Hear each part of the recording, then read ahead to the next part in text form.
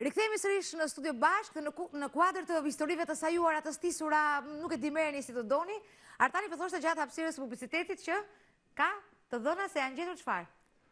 Po, ka të dhëna që është gjetur vari i vërtet i Krishtit, ku shkruhet emri i Krishtit, i kësaj Madalenës dhe 2 fëmijëve të Krishtit që kanë qenë brenda. Dhe janë gjetur edhe kjo mund të jetë histori e sajuar? Sa jo e para mund të ishte një histori e sajuar? Kjo është fakt se janë të shkruara emrat. Pra tash a është vërtet ky Krishti që ka qenë brenda projektit, nuk e dim se do të të vendosën një varr tani ta shkruajë ta vizatojë, nuk është një. Jo, po, janë gjetje nga gërmimet që janë bërë, kurse janë të dukshme të kohëve të fundit. Sigurisht janë dukshme. Po legjenda ka plot, për shembull Romeo Julieta the pak përpara. Nuk është një legjendë? Po sikur të ketë qenë prej vërtetë ai balkon, ajo shtëpi. Një legjendë e krijuar nga Shakespeare dhe pastaj të gjithë shkojnë aty, është vend pelegrinazhi. Dhe gjithë bëjnë fotografinë aty. Po pse të mos kanë qenë Romeo dhe Julieta 2 personazhe real, për shembull, të jetës reale? Po nuk ka asnjë provë historike që të kenë qenë këta të dy, përveç asaj që ka bërë Shakespeare. Po njerëzit kanë qejf ta besojnë atë gjë. Se ndjen mirë ta besojnë. Përdor bashkia, përdor komuna. Të besojnë një. Po pse të kenë qejf vetëm ato dy si çift? Pse e ka thënë shkretën Shakespeare? Po pra, ai Shakespeare ka bërë të familje, s'ka pas raste të tjera, edhe më vonë dhe më përpara se Romeo dhe Julieta. Po. Kjo që thot profesori nuk është fakt historik, kjo është një sajes. Pse? Sepse dua unë ta them, por vari i Krishtit është zbuluar që në shekullin e 4 nga Konstantini i Madh, perandori i Romës, i cili u bën gërmire arkeologjike, kanë fakte historike, dhe u gjet, jo vetëm vari, u gjet kryqi i Krishtit, i cili sot është shpërndar në vende të ndryshme të botës, për një kohë ka qenë në kishën e ngjalljes, u gjetën gozhdët ku ishte gëzuar Krishti, 2 nga ato gozhd ishin në pazmorën e perandorit, dhe sot ekzistojnë fakte, dhe ajo çfarë thot profesori është një sajes e Dan Brown, për aty që ka bërë këtë librin e famshëm, që njerëzit kanë qejf sepse i pëlqejnë këtyre historitë fiction, po. Por problemi e di pse është sepse lidhet edhe me grekët e lashtë. Kjo. Zeusi ka qenë një person me një moral të prishur, që i dhanë staturën e një perëndie. Madje thuhet që ai kishte vrarë dhe baban e vet dhe ata e hynizuan. Pse ndodh kjo? Kjo ndodh edhe në ditët e sotme. Njerëzit kërkojnë të kenë shembuj. Persona VIP që i themi neve. Për t'i imituar ose për t'u mbuluar nën petkun e tyre. Dhe grekët e lashtë, si çdo racë njerëzore me pasione, krijonin perëndira ose në disa njerëzve me mëkate ose me probleme i vishnin staturë perëndie për t'u justifikuar ndërgjegjen e tyre dhe mëkatësinë e tyre. Në Greqinë e lashtë kishte për shembull që i thonë immoralitet i shenjtë. Tempuj, siç në tempulli i Afroditës, që shkoje dhe bashkohesh me prostituta se kështu merre shenjtërinë. Sot kjo është një absurditet, por atëre kjo përligjej, sepse përligjej immoraliteti. Sot përligjej në mënyrë tjetër. Okej, po besohej. Besohej në to, perëndia e dashurisë, perëndia e verës, perëndia. Po, sepse njerëzit i besonin ato, sepse donin të justifikonin ato çfarë bënin, ose kishte transvertit, do me thënë të ishin me të dy gjinive. Dea është një tillë, një perëndesh e tillë. Po edhe sot mund të besohet me interes, Miron. Për të fituar jetën e përtejme, për të... Edhe sot mund të ketë interes në besim. Këtu është abuzimi tash. Këtu është abuzimi. Kurse, ky Dan Brown i nxori këto, sepse figura e Krishtit është një figurë e përsosur nga ana jo vetëm hyjnore, por dhe njerëzore. Madje, ky ka një guxim më të madh se ç'kishin armiqtë e Krishtit. Nëse ne lexojmë Biblën, Kajfa dhe Ana, që ishin ata që i bën gjyqin Krishtin, dhe gjithë anëtarët e Sinedrit nuk e akuzuan dot Krishtin për një mëkat. Dhe në atë kohë të kishe një jetë të pamoralshme, vriteshe me gur, nuk është si sot. Dhe i tha, ne nuk po të vrasim se ti ke bërë mëkat, po të vrasim se ti e bën veten një me Perëndin. Ky shpik këto dhe i nxjerr këto në treg dhe njerëzit ju pëlqen kjo, sepse duke e përbaltur figurën e Krishtit, nuk kemi më asnjë figurë etalon morale ku neve të ballafaqohemi. Pra kjo është, si them, truku që bëjnë ateistët, ose bëjnë lozhat masonike, ose bëjnë templarët, ose bëjnë satanistët, ka disa grupe ndryshme të cilë luftojnë krishtërimin. Normal, çdo njeri ka të drejtë të shprehet, por do të shprehesh me fakte dhe me argumenta. Dhe vari Krishtit, via aty fillim, është një vend historik, me një histori shekullore, dhe aty kanë kaluar shekuj, dhe kanë kaluar njerëz, perandor, artist, politikan, historian, të cilët e kanë prekur atë vend, kanë dëshmuar për atë vend dhe nuk mund sa të tani na doli një pllak aty dhe Në kuadër të modeleve, ato për të cilën e nisëm dhe pjesën e tretë, Isidor, e gjitha kjo, lapidari historik, vëndi i shenjtë, a krijojnë modele si të bëhesh një njeri më i mirë, si të bëhesh një njeri më social, si të bëhesh një njeri më i shoqërueshëm, është një përpjekje për të krijuar modele në shoqëri që pastaj i merr dhe i percepton si do, po Sigurisht është provuar dhe është e pranuar. Nga pikpamja sociologjike do t'i përgjigjeshi me pjesën e vlerës, sepse ajo dallon çfarë është e mirë dhe çfarë është e keqe, apo çfarë është e dobishme dhe çfarë është e padobishme, nëse mbahet mend kur keni lexuar në gjimnaz për sociologjinë. Ndërsa për sa i përket procesit të modelimit, në rastin konkret për modelet pozitive që vijnë për shembull nga martirët, sepse fatmirësisht ne kemi martirë jo vetëm në aspektin fetar, me që e preku atë pjesë të historisë, të luftës. Por kemi dhe martirë që kanë pra për fe, por dhe për atë dhe, të cilët ne i kemi përjetësuar në për rrugë, në për sheshe, kur themi do vemi të mistomame, apo kur do vemi të ushtari pa njohur, apo qoftë edhe të Snerbeu, është hero kombëtar. Janë modele të cilat ne përpiqemi ndoshta edhe deri diku ti egzagjerojmë pak, pavarësisht vlerave që kanë pasur, kontributin social dhe në çdo fushë tjetër.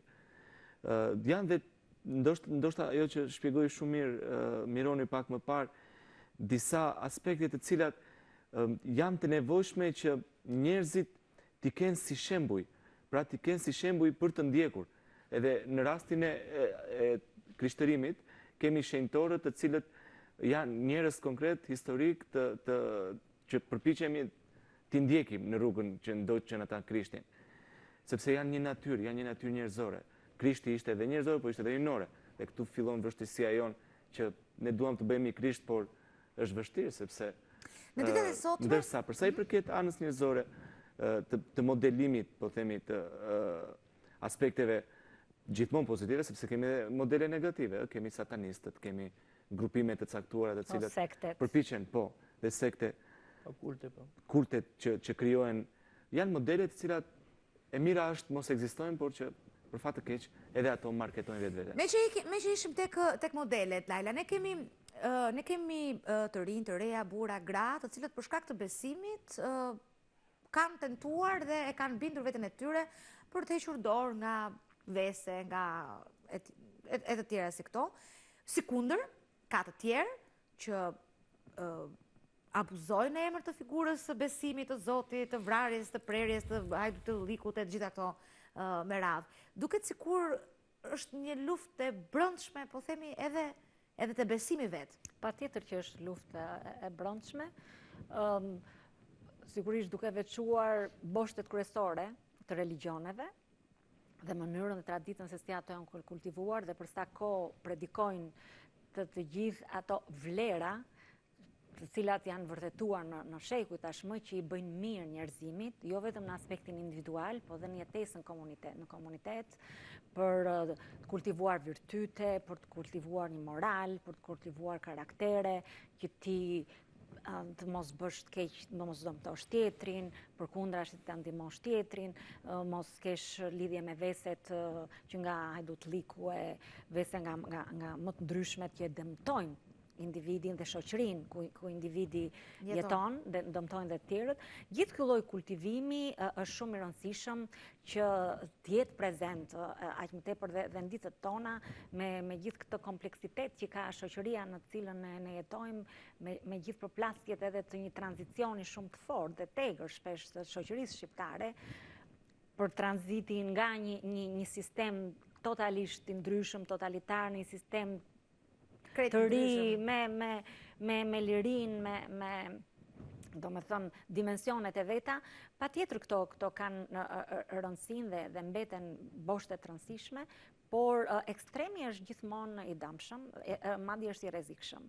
Ekstremi brenda çdo lloj religioni qoftë, ekstremizmat janë të rrezikshme, devijimet janë të rrezikshme, qoftë në formën e sekteve e kështu me radhë, që ne po e përjetojmë dhe në botën e sotme se çfarë efektesh po japin, sepse në emër të fesë ke shumë kriminal, ke shumë organizata kriminale që operojnë dhe që nuk kanë fare të bëjnë as në mënyrën se si ne perceptojmë, e përdorin dhe keq përdorin. Do me thonë dhe me gjithë atë besim dhe bindje që gjithsecili nga ne ka edhe për vetë rolin e fesë ose feve të ndryshme brenda shoqërisë njerëzore. Por veç kësaj ane, ne nga që kemi jo shumë larg dhe traditën e një sistemi diktature, brenda atij sistemi u kultivuan kulte tjera. Vërtet nuk ishte feja, sepse ishte sistemi. Ishte partia që kontrollonte gjithçka, që vinte mbi gjithçka, ishte kulti i liderit, një kult që na ka mbytur në të gjitha aspektet e tij. Ishin simbolet shpesh herë të sajuara, ai heroizmi i famshëm, qoftë në simbolet e individëve, të emrave të caktuar apo të lapidareve ose të mënyrës se si organizoheshin kultet e kohës dhe objektet e kohës, ne na kishin detyruar dhe formatuar, madje deri ndrydhur për t'u referuar këtyre modeleve dhe këtij besimi. Por veç kësaj bote ku ne jemi pjesë brenda këtyre religioneve që bardh dhe shoqëria shqiptare dhe në traditën e saj dhe në ditët e sotme ka edhe një kulturë, ka edhe kultura tjera. Domethënë po i referohem prapë eksperiencës që kam pasur rastin të njoh në Indi, që sigurisht janë besime tjera, kanë kultet e tyre dhe marr vetëm një moment që besoj se kushdo ka dëshirën e madhe që të vizitojë një nga mrekullitë e botës siç është Taj Mahali në Agra, dhe atje ishte një pelegrinazh vete, domethënë dhe për të arritur deri atje duhet marrësh veç avionit, trenin etj, është rrugtimi i veçantë, por që njerëzit shkojnë edhe për një lloj besimi, edhe legjenda ose më mirë historia se si shpjegohet edhe ndërtimi asaj mrekullie nga perandori i kohës sheku më parë, rreth 5 shekuj më parë që ju dedikua zonjës së tij, bashkëshortes së tij, edhe kjo ishte një kulturë vete që krijonte modelin që ne po flasim, që krijonte besimin dhe që njerëzit i referoheshin. Në çdo lloj shoqërie dhe çdo lloj kulture ne kemi nevojë për modele pozitive. Jo ekstreme. Absolutisht që na ushqejnë. Fundit të programit, do ta nis me Artanin, kam shumë dëshirë të analizojmë një shprehje që ne këtu në Shqipëri, ndërsa vim nga një sistem totalitar, ku ndërtonte kultin e individit, sot jam e bindur që edhe ne këtu, po edhe ata që na ndjekin në ekran, sa herë kanë dëgjuar shprehjen çfarë ndodhi këtij sikur ka prishur kisha dhe xhamia. Dikujt që ka një fatkeqësi, që i shkojnë fatkeqësitë njëra pas tjetrës, që duket sikur nuk zë rehat në veten e vet. Do ta nis me ty Artan, sepse ne folëm për frikën dhe mënyrën se si ne duam të kontrollojmë frikrat tona nëpërmjet besimit, po nga ana tjetër e kemi edhe këtë frikën ndaj të mbinatyrshme, se ndryshe pse themi, çfarë ndodhi me filanin, ky sikur ka prishur kisha dhe xhamia. E ke dëgjuar besoj si shprehje? Po. Sigurisht që frika është diçka natyrore për njeriu, si qenie biologjike. Kështu që frika nuk është se ka nevojë të edukohet. Problemi jonë është si ta mundim frikën. Jo pse kemi frikë. Frika është e natyrshme, edhe një fëmijë sapo lind, përplasit duart ai trembët. Pra, frika është gjë e lindur. Pastaj se si ta zgjidhim problemin e frikës është edukuar, dhe në shoqëri që ti edukohesh detyrimisht në frikën e Zotit, atëherë simboli i Zotit janë kishat dhe xhamiat, dhe ti direkt kishën dhe xhamin e lidh me Zotin. Nuk është se është problemi i kishës dhe xhamisë në vetvete. Është problemi nga frika që ke atij që është, në thonjë si thënë zotria, pronari i kishës. Pra, kisha është e shenjtë sepse ka i është dhënë Zotit. Pra, simbolikisht kur ti thua kish ose xhami, ti në mendjen tënde gjithmonë mendon Zotin, dhe në fakt frika është nga Zoti dhe ti thua sikur ka sharë Zotin. Kjo është frika. Dhe lidhet pikërisht me atë që thashë përpara, që ne pikërisht për të mundur frikën tonë, kemi krijuar këto simbole. Unë nuk jam dakord me zotënit që tha që grekët e lashtë besonin tek veshjet e tyre. Jo, grekët e lashtë besonin, pra, jo vetëm frika, po dhe padia krijon një imazh. Atëherë ata nuk e dinin pse kishte dallë deti dhe kishin thënë, është Poseidoni, pra ata ishin aq kulturuar dhe ditur, thoshin Poseidoni lëviz me sfurg detin. Po e besonin këtë gjë, sepse nuk kishin se si ta shpjegonin ndryshe pse deti ka dallë. Ne sot e dim se deti ka dallë dhe nuk mund të besojmë dot më një gjë të tillë. Pra, për çdo dukuri që për ata ishte e çuditshme, jo vetëm e frikshme, ata kishin krijuar një perëndi, pra dikush që e bënte, sepse në natyrën e vet dhe në jetën e vet, njeriu mësohet që çdo gjë duhet krijuar, se edhe ne krijojmë në jetën e përditshme. Atëherë e lidhim çdo gjë me krijimin. Pra edhe dhe vetë njeriu duhet krijuar nga dikush. Atëherë cili është ky dikush? Dikush që është mbi njeriu, është Zoti. Pra, Zoti nuk është vetëm krijimi i frikës, por edhe krijim si rezultati i asaj që nuk dim, se ai na zgjidh problemin asaj që nuk dim. E panjohura e di Perëndia dhe Perëndia na zgjidh problemin edhe për të panjohurën, përveç se për frikën. Dhe prandaj grekët kishin shumë perëndi për shumë panjohura që kishin, pastaj avash gjithë perëndit u bashkuan te një. Zeus dhe Zoti janë në njëjta fjalë, pavarësisht se zotëria Zeusin e quajtit keq. Pra, po të shikojmë fjalën Zot, është nga Zeus. Është njëjta fjalë. Dhe Zeusin e bëm Zot. Dhe në fakt Zeusi ishte Zoti i grekërve dhe Zoti i romakëve. Ka lidhje me Shqipën, fjala Zeus me Zot. Me Kyrios i thon greqisht, nuk ka lidhje Zeus Kyrios është ndryshe. Jo, po flas Zeus është Zot. Po Zeus Zot, po me Shqipën, po me greqishtën Zeus, Kyrios dhe Zeus është nga ana historike ka të drejtë që kaloi nga politeizmi në monoteizëm dhe besuan në Zotin. Për të bërë një batutë kështu, në Shqipe ka një gjë të çuditshme, ndryshe nga gjithë gjuhët e botës, pak sa një fund, që Perëndia është femërore. A Perëndia është femërore? Është e çuditshme. Është ndryshon. Fjala Perëndia është femërore. Sepse kemi dhe Perëndia. Po pra Perëndia është femërore. Perëndia është e pashquar. Është quar Perëndia është femërore.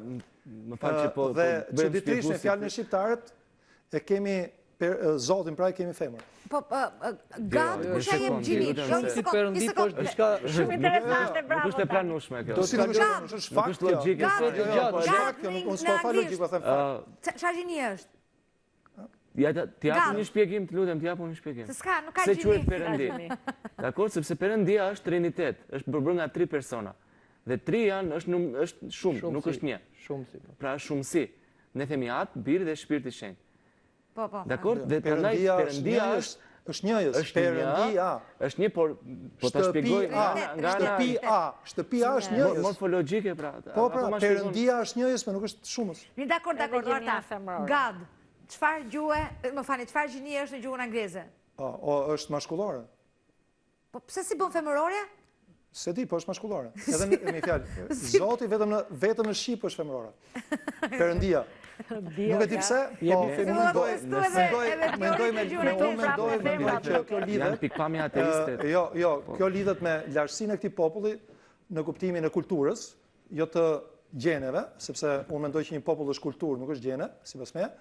Dhe ne kemi ruajtur gjëra shumë të vjetra, duke qenë paksa të mbyllur, dhe në gjuhën shqipe kanë ngelur gjëra shumë të vjetra, dhe unë mendoj që kultura e lashtë e qytetërive shumë të lashta ka qenë shumë afër femrës se sa pasaj kur u bë një kulturë maskiliste. Megjithatë ka rëndësi, a është mashkull, a është femër, a është një inxhinier e papërcaktuar. Dakor. Po jemi në minutat e fundit, kështu që do ta mbyllim me nga një batut, fjali, paragraf, varet sa shpejt do ta thoni, sepse jemi në 3-4 minutat e kohës televizive, pavarësisht se për çfarë shërbejnë. A janë vende që prodhojnë çudira, apo çudia është brenda nesh? Në fundit, çfarë ka rëndësi për njeriu në tokë, Isidor? Ka nevojë të jetë rehat, qetë? Unë mendoj që me që temën e trajtuam sot për vendet e pelegrinazhit dhe të kthehemi pikërisht aty, mendoj që janë një pikë referimi ku ne ballafaqojmë të përditshmen tonë me atë që na pret, po flas dhe si besimtar, të përjetshme. Vetëm nuk do të tregoj një batut, por një histori të shkurtër, shumë të shkurtër. Kam takuar një plak mbi 80 vjeç, që ka kaluar edhe periudhën e zogut, edhe të komunizmit, edhe tani të demokracisë, dhe po më tregoj vetëm një shprehje që më ka mbetur në mendje. Kur shkoj në kish, shkoj si ujk dhe bëhem dele. Në kuptimin më pozitiv të fjalës. Në kuptimin e mbajtjes së kontroll nga fillimi deri në fund. Vetëm se duhet me qenë brenda limiteve, pavarësisht se njeriu nuk e përcakton dot limitin, është i paafta ta përcaktoj limitin? Patjetër. Duhet ja mësoj dikush? Patjetër, ne të gjithë kemi nevojë për besim, edhe qenia njerëzore, qenia lirë, me të drejtën e vet, për të gjetur dhe besimin e vet. Edhe efekti i këtyre i kulteve, i simboleve, sigurisht ka deri diku efektin e vet, po unë do të mundohesha që gjithmonë të merrja efektin pozitiv edhe në tradit, edhe në praktik, edhe për këto raste, po unë besoj se fatin e kemi në dorë vetë dhe forcën ne duhet ta gjejmë brenda vetes, duke besuar ke ajo që ne kërkojmë për të realizuar për veten tonë.